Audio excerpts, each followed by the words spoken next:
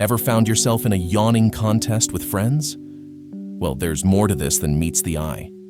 Yawning isn't just a sign of boredom or sleepiness. It's actually your brain's way of waking up and staying alert. But here's where it gets really fascinating. Yawning is contagious. Seeing someone yawn can trigger one in you, even if you are not bored or sleepy.